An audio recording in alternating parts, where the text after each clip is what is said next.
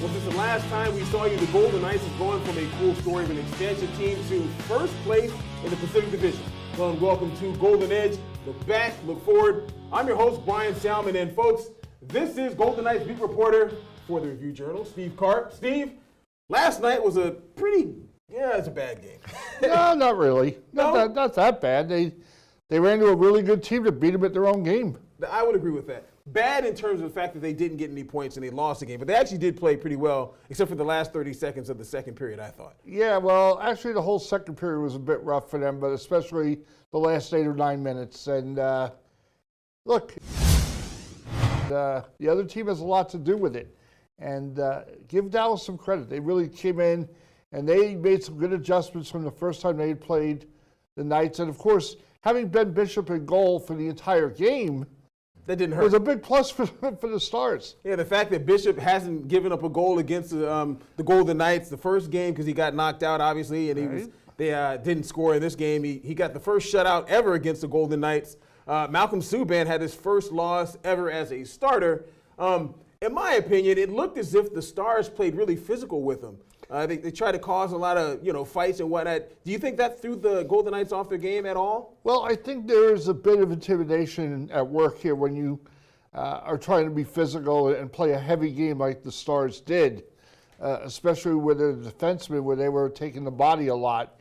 But yeah, it is a part of the game that is not the Knights' best part. They can check, they'll hit, but it's really not their forte, if you will. I got you. They'd prefer to skate and play a faster game. But the Stars, to their credit, slowed them down, taking the body the way they did, and it really took Vegas out of their game. Yeah, I would agree with that as well. So last night, the LA Kings, they defeated the Detroit Red Wings. So the Golden Knights are still in first place, though, which is very good. Yes, they have the 31 points. They have more games played. So percentage-wise, they're in first place. I guess, how do you see the Pacific Division right now? I mean, obviously, a lot of the teams are packed together like that. In my opinion, it seems as if the Golden Knights, they won 5 in a row and 8 in a row at home, but they don't have a huge lead. Does that look bad for them in a sense? Well, it just shows you how competitive the division is. And we're talking about Edmonton, which has really been struggling, Anaheim, which is dealing with a rash of injuries, more than probably any other team in the league in terms of quality people that they're missing. San Jose, they've been running hot and cold. The Kings the same way, and Vancouver. So you're talking about a division where teams are kind of closer than we think. You throw Calgary into the mix. Their defense is having a tough time of it right now. And so it is kind of even. And for the Knights to have built up this much equity early on the first 2 months really has served them well because it's going to get tougher, not easier as we go along. I would agree with that as well. And looking back, Subban, obviously he's come back from injury. I thought he was standing on his head, for the first portion of the game last night. And then the game previous, he played pretty well except for the one stretch. He made 2 outstanding saves earlier in the second period to keep the game scoreless last night. Tyler Seguin had a breakaway. Subban made a nice kick save to stop that. The puck came out to Jason Spezza, who's a really talented goal scorer, and Subban got a piece of that one. And those were 2 big saves at that point in the game, of course. It was still 0-0, and he kept his team in it. And that's what you're asking your goalie to do. And that's what Ben Bishop did for Dallas last night. He kept his team in it until they were able to get going and get their offense cranked up. All right, Steve, I appreciate your thoughts. Let's go ahead and hear from Gerard Gallant and hear what he had to say about last night's loss to the Dallas Stars. I think Dallas came in tonight and played a real strong game. I thought we played a pretty good game, but I think Dallas came in tonight with an attitude. Vegas is playing good hockey here, and we're going to come in here and work real hard, and I thought their team played an excellent game. I'm not upset with the way we played. I thought we played a pretty strong game, but we just couldn't get grade A scoring chances, and I think a lot of that had to do with Dallas, the way they played. So the highlight of Tuesday night ended up being all that the Golden Knights and the NHL did for Hockey Fights Cancer Night. The fact that we have a professional sports team that's coming out to the community and embracing us is so special, especially after October 1 and now with cancer. So it's really, really nice to have that the NHL spirit behind us. Well, first there were the super cool lavender uniforms that the Golden Knights wore while warming up for the game. Yes, those special edition unis were sweet, but not as sweet as the time on the ice before the game, dedicated to the beautiful kids fighting cancer. Now that, along with the time set aside for all the Golden Knight fans to stand up and show who they're fighting cancer for. I'm fighting for those who can't. A lot of people are affected by cancer. I've had family members that are affected by cancer, but so many can't fight. So I just choose to fight for everybody. Why not?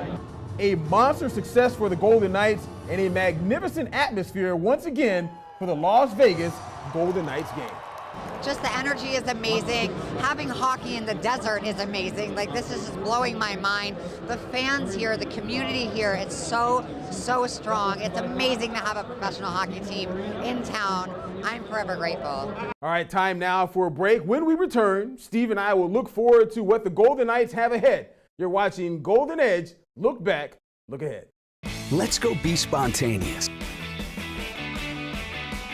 Let's go out of our comfort zone. Let's go make the most of it in the Toyota Corolla. Toyota, let's go places. Yeah, they kept us to the outside for most of the game, and when we did have chances, Bishop came up with some big saves. So it's frustrating. We're used to scoring the first goal here at home, and we've had a lot of success doing that. So, puts us on the other foot a little bit, but hopefully we can forget about this one pretty quickly and move on to the next one.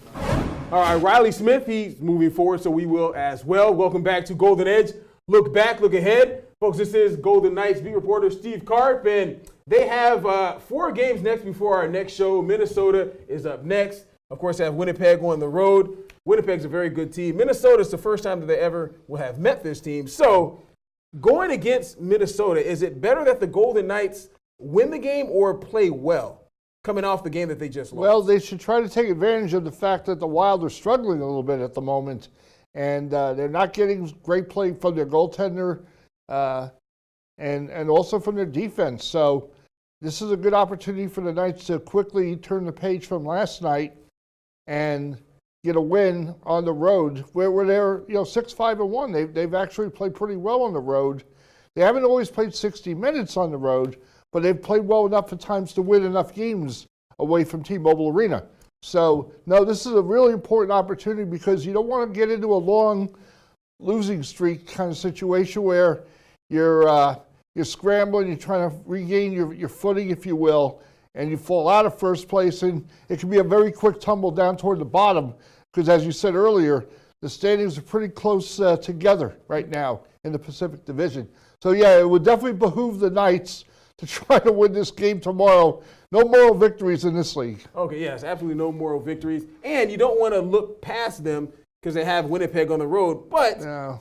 Winnipeg, to me, seems like that's a real statement game. A good team on the road. They're coming off, of a loss possibly against Minnesota. So, well, again, Brian, you can only play the first game ahead of you. can. And that's the Wild. So right now, that's Gerard Gallant and his players' focus is strictly on Thursday with Minnesota in St. Paul.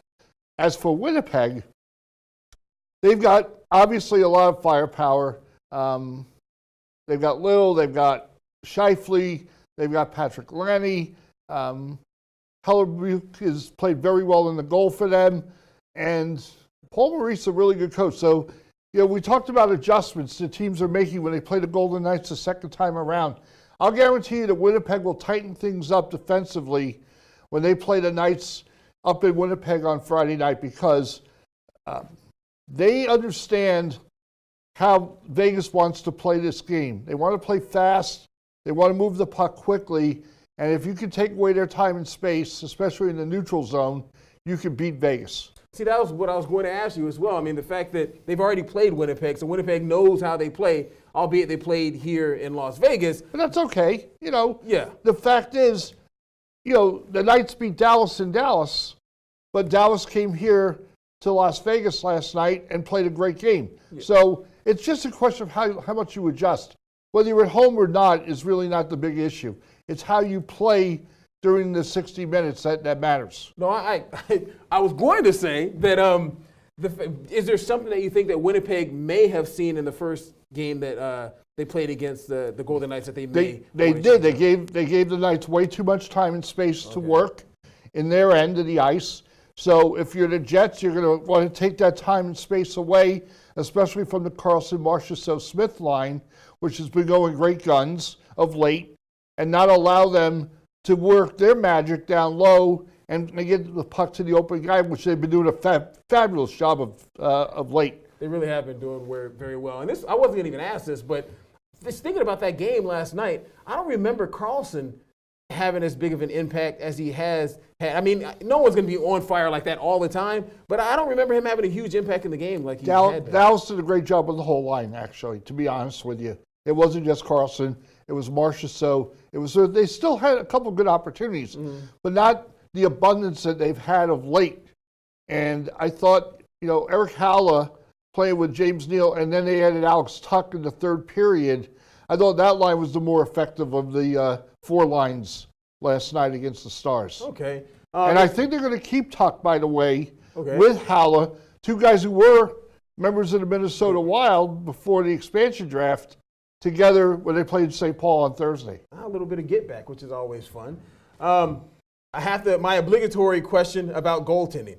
Marc-Andre Fleury, what's the latest you've heard? Have you heard anything at all? Is he ever going to come back? He is going to be coming back. He'll be coming back soon. I talked to him Monday. Oh, okay. He is making a lot of progress. He's probably one test away. If he could pass it, he'll probably be cleared to practice. And that could come any day now. And again, you can't, as we've talked about before with concussions, you really can't put a timetable on it. It's an individual thing. Each person reacts differently to the severity of the concussion they sustain. Now, Fleury, of course, having had priors with concussion issues, they're being extra careful with him. They don't want him rushing back, and especially with the way the team has played. Yeah. Whether it was Lagasse or Subban, they're okay in goal for the moment. All right? It's not like Fleury needs to come rescue them to save the season. They have the luxury of taking their time and letting him rest up, heal up at his own pace, and when he's ready to return, they want him for the long haul because he's going to get the bulk of the work once he returns to the ice. Okay, so right now is a chance for you to kind of give your predictions, so to speak. Every week, by the way, it's nice having you in studio. I haven't had you in a little bit. You've been on the road a little bit. So the next 4 games, you have 8 total points that they can get. What's a good amount of points that they can get in the next 4 games? Well, let's see if they can bounce back against the Wild. That's a big game for them tomorrow. So if they can split the road trip, beat Arizona on Sunday, and then maybe get 1 or 2 points against Anaheim, depending who's back for the Ducks. Okay. I'd say that's a pretty good run for them. Okay. And the important thing, I think, for this team right now, Brian, is don't allow yourself to go into a prolonged slide. Keep it at 1, 2 at the most. Don't let it get to 4, 5, 6, or like Philadelphia right now is going through a 9-game slide. All right? That you don't want, where the fans are chanting and calling for the coach's head like they're doing in Philly with Dave Haskell. So they'll throw nickels at him. Philadelphia is a tough crowd. Christmas is coming, so if Santa Claus shows up in a Flyer game, he might be a target. He may be a target. They may boo him. They're known to do a little booing in Philadelphia. Yes, they are. We don't do any booing in our studio. And you will never boo our guy, Steve Karp. Appreciate him coming by, Review Journal beat writer for the Golden Knights. I'm Brian Salmon, folks. We will see you guys next week.